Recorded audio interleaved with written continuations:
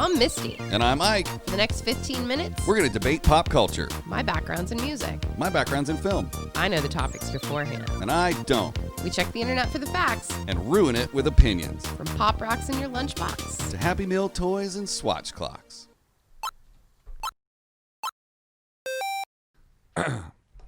Hello, Ike. Hello, Misty? Yes. Oh, we should save that for when I pick the topic one day. On the 100th episode. That also is going to be on my birthday. Your birthday episode. Birthday. Yeah. Birthday. What do you want to do today? I think I wanted to ruin the internet. Let's do it in 15 minutes, starting right now. Okay, bye. Okay. Bye. Okay, bye. As long as it's not Friday. Yep, we're done. 1 minute See ya. episode. That'd be amazing. That would be. What are we talking about today? You know what we're going to do today? I don't know. We're going to have late night wars. Oh, like the hosts? Yeah. Okay. I mean, obviously, we could start with the Jimmys. Jimmy Kimmel versus Jimmy Fallon. We know where my heart lies. No, we don't. Really? Yeah, I don't even have a clue as to what your favorite possibly could be.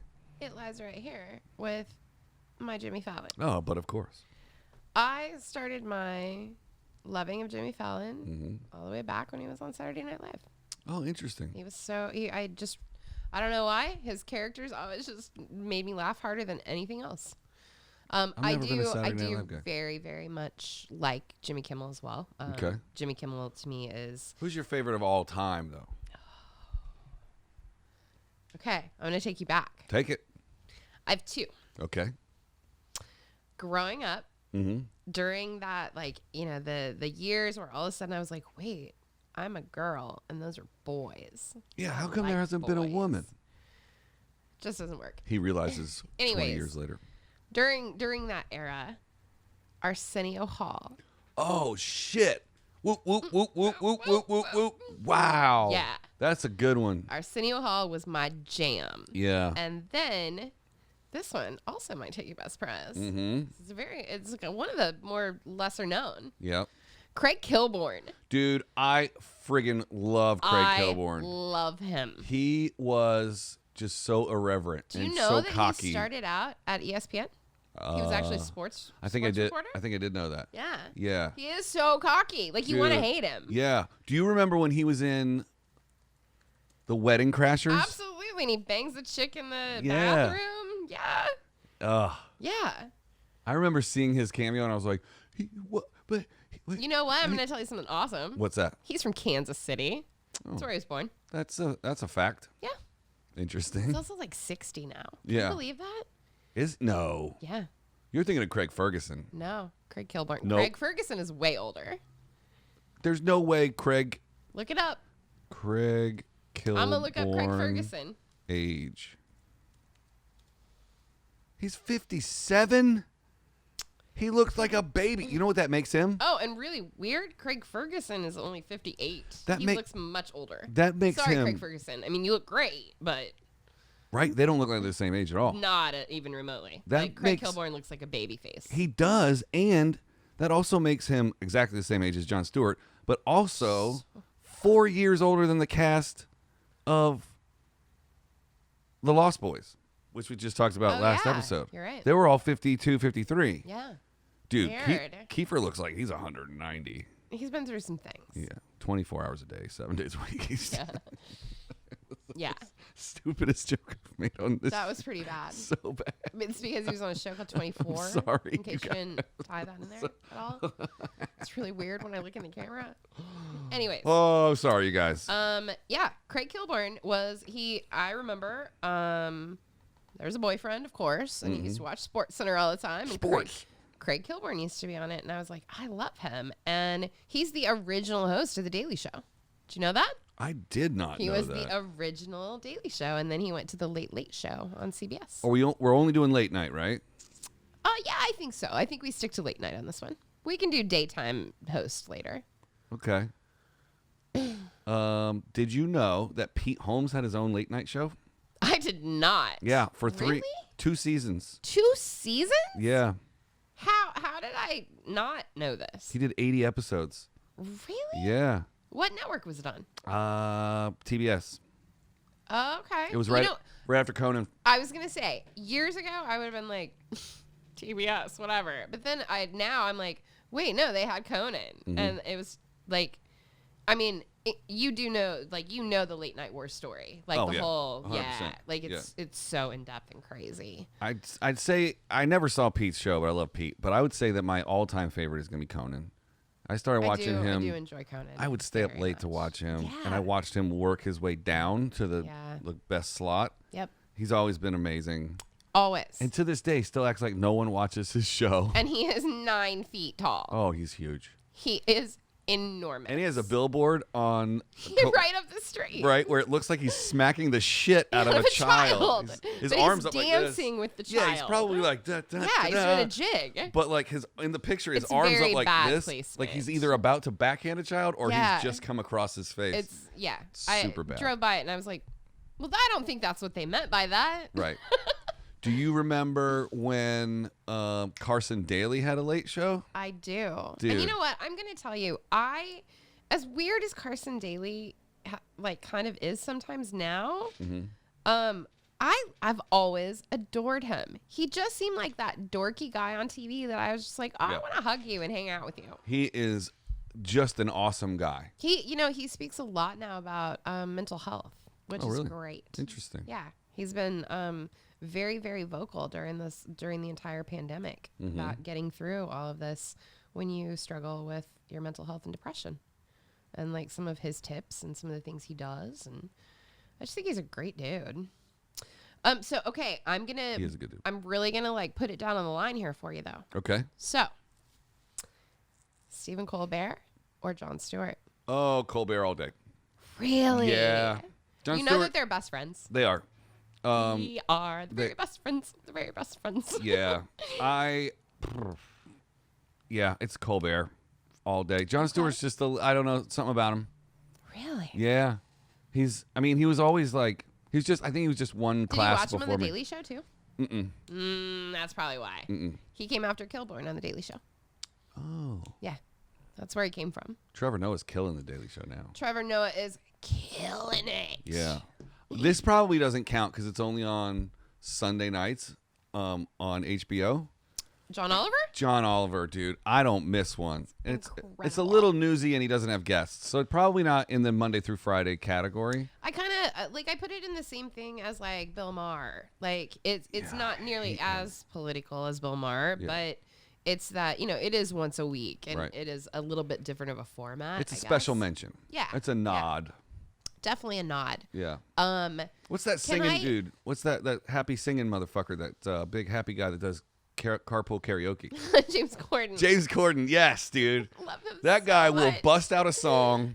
Anytime, anywhere. He'll bust out a song. Can I tell you a really cool story about James Corden? Yeah, please. Okay.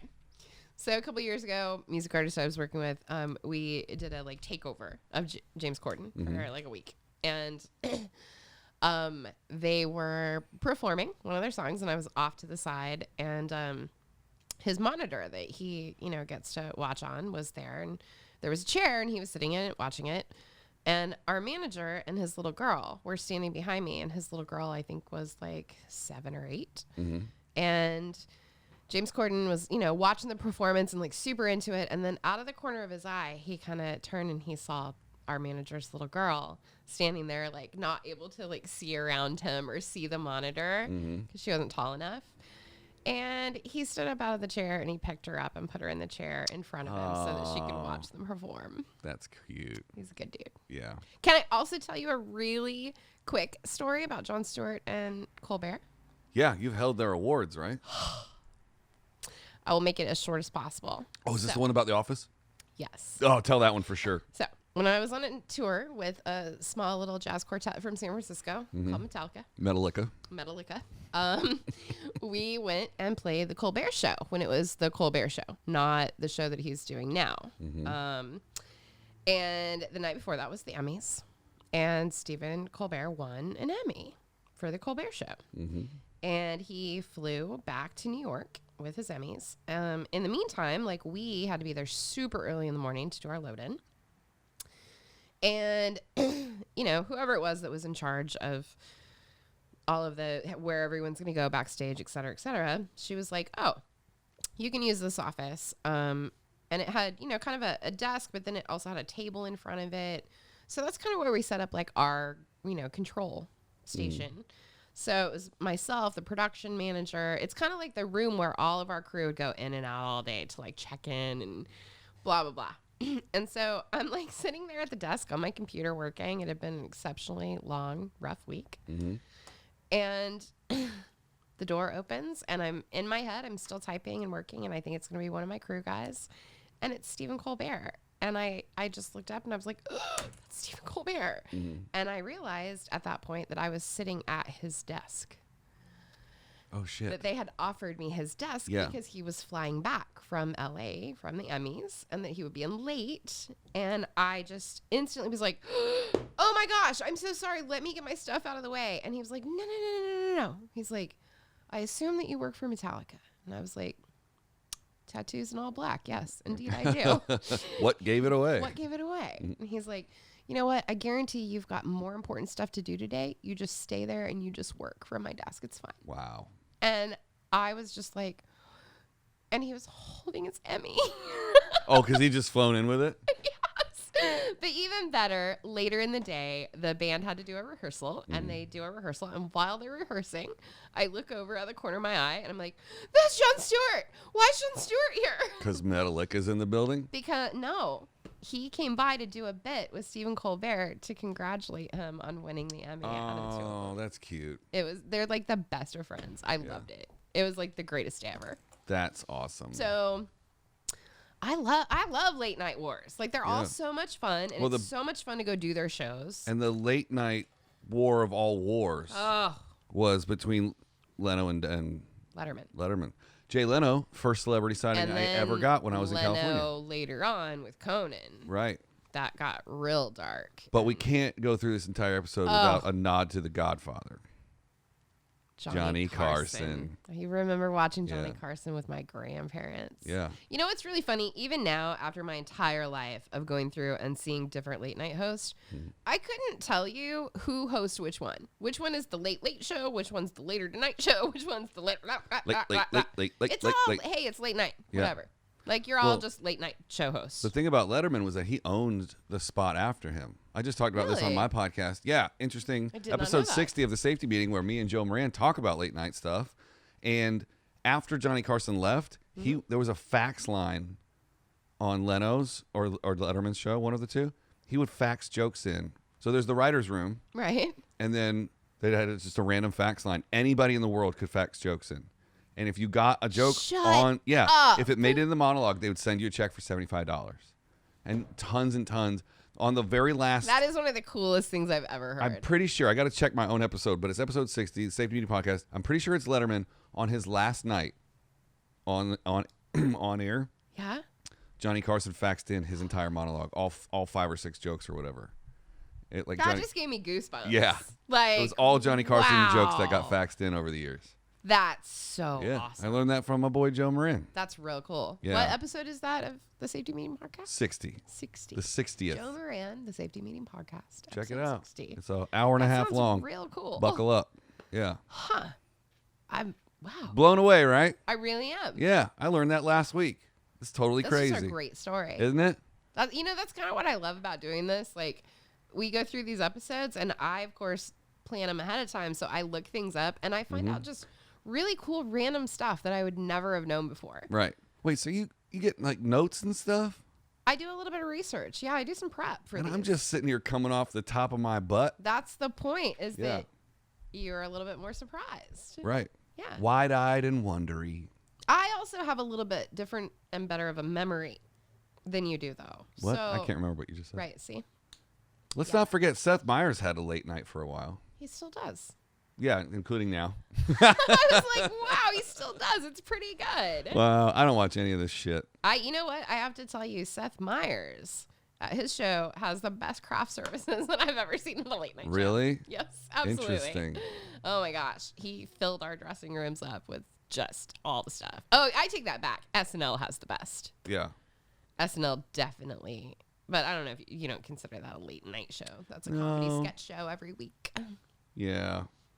I'm looking at just looking at some of the opportunities for diversity here, and in this entire list of all of these people, there's only 2 black guys, and they're including Chelsea Handler in this as That's a late fair night show. because she was on for a long time on E. I didn't know every what night. time of the day that her Oh show yeah, it was aired. at night. Yeah, I thought it was like It 7 was or 8. pretty great. Yeah, She had a great show. She has made so many freaking people famous. It's ridiculous. She's incredible. Fortune Feemster from Dude, North Carolina. Some of her, you should, I know you never will, but her books, Are You There, God? It's Me, Vodka. That's a great title. Yeah, all of the titles of her books are incredible. But I've definitely loved as a female watching another strong female around the same age as me and watching her progression as a human. She's really grown. I love the fact that the podcast space has now given everybody an equal playing field. Totally. And you don't have to have the fanciest shit. Nope. Sometimes you can shoot a show on a GoPro. Like we do. Yeah. And everybody can put their stuff out on the internet. Yeah. And if it's good shit, Good our shit. show, then it can go to the top. I didn't even know I could click like that. I didn't know I could do that. Can you hum whistle? No, I can't. We've talked about this. I can't even whistle. Well, unless it's Friday. We'll see you tomorrow.